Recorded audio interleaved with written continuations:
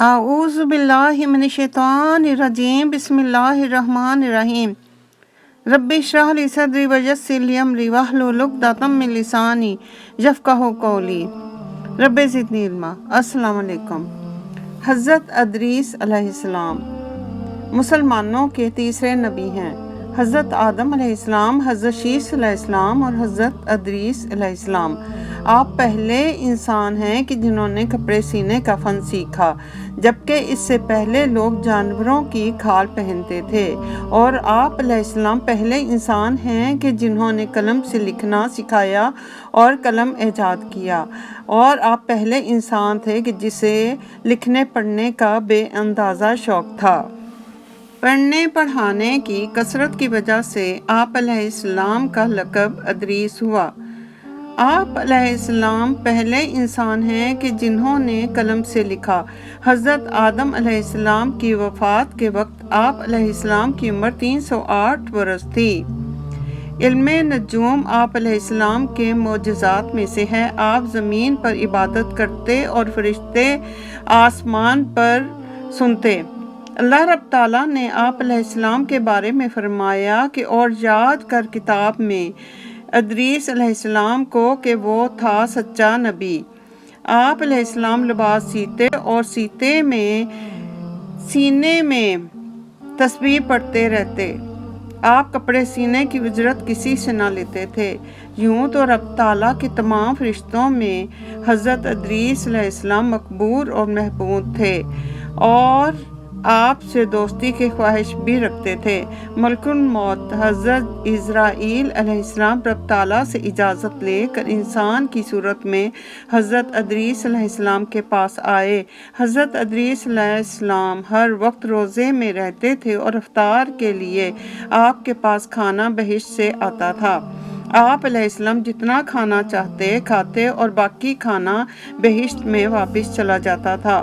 اس دن جب کھانا آیا تو آپ علیہ السلام نے سارا کھانا حضرت اسرائیل علیہ السلام جو کہ انسان کی شکل میں تھے اور مہمان بن کر آپ کے پاس آئے ہوئے تھے ان کو پیش کیا، مگر وہ جو کہ اللہ کے فرشتے تھے وہ کھانا کیوں کر کھاتے۔ غرض 3 دن تک حضرت اسرائیل علیہ السلام آپ علیہ السلام کے ساتھ رہے۔ آپ حضرت ادریس علیہ السلام کو شک ہوا کہ یہ عام انسان نہیں ہیں۔ غرض پوچھنے پر معلوم ہوا کہ آپ حضرت اسرائیل علیہ السلام ہیں، یعنی کہ ملک الموت حضرت اسرائیل علیہ السلام ہیں۔ تب حضرت ادریس علیہ السلام نے فرمایا کہ بھائی، سب مخلوقات کی جان آپ ہی قبض کرتے ہیں؟ حضرت اسرائیل علیہ السلام نے فرمایا کہ ہاں، تمام مخلوقات کی جان میں ہی قبض کرتا ہوں۔ حضرت ادریس علیہ السلام نے فرمایا، کیا تم اس وقت یہاں میری جان قبض کرنے کے لیے آئے ہو؟ حضرت اسرائیل علیہ السلام نے کہا کہ نہیں، میں تمہارے ساتھ دوستی کی خاطر آیا ہوں۔ حضرت ادریس علیہ السلام نے کہا کہ 3 دن سے تم میرے ساتھ ہو اور اس دوران کسی کی جان بھی قبض کی تم نے؟ حضرت اسرائیل علیہ السلام نے فرمایا کہ جان قبض کرنا ہمارے ہاتھ میں ایسا ہے کہ جیسے تمہارے دونوں ہاتھوں کے نیچے روٹی رکھی ہوئی ہو۔ جس کی جان قبض کرنا ہوتی ہے اللہ تعالیٰ کے حکم سے ہاتھ بڑھا کر اس کی جان قبض کر لیتا ہوں۔ حضرت اسرائیل علیہ السلام بولے کہ اے ادریس علیہ السلام، میں تمہارے ساتھ دوستی کا رشتہ رکھنا چاہتا ہوں۔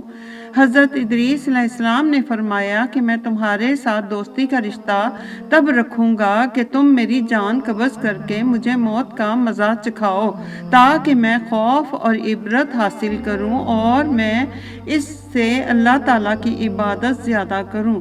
حضرت اسرائیل علیہ السلام نے فرمایا کہ میں کسی کی جان اللہ کی رضا کے بغیر نہیں نکال سکتا۔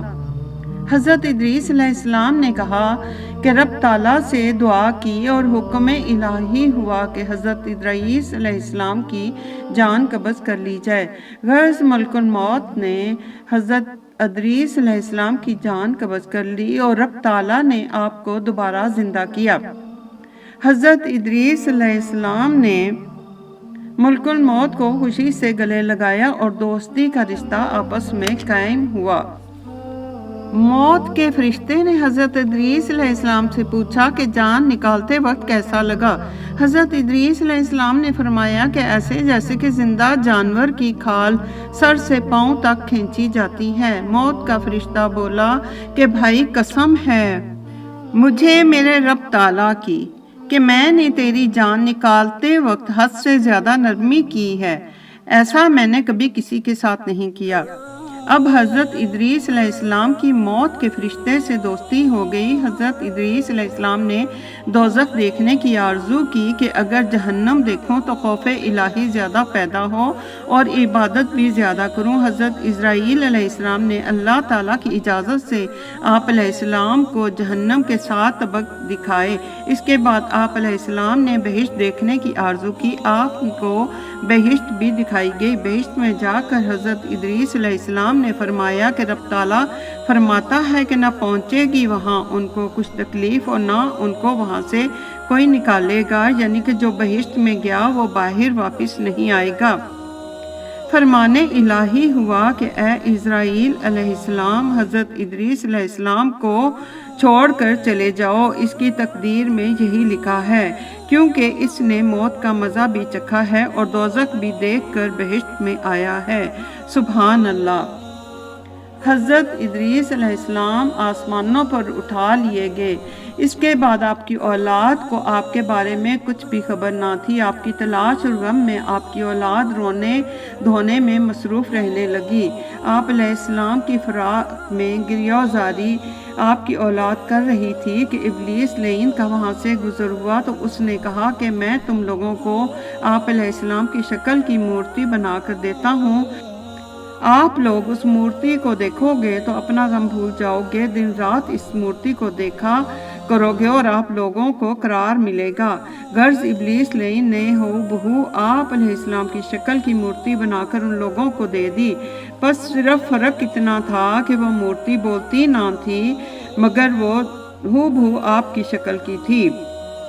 आप अलैहिस्सलाम की औलाद बेहद खुश हुई और आपकी औलाद दिन रात उस मूर्ति को देखती। आहिस्ता आहिस्ता तमाम आलम में उस मूर्ति की पूजा होने लगी। कोई अपने रब को न जानता था, बस बुत परस्ती शुरू हो गई। मशरक़ से मगरिब तक कुफर फैल गया। तब रब ताला ने नूह अलैहिस्सलाम को पैगंबर बना कर भेजा।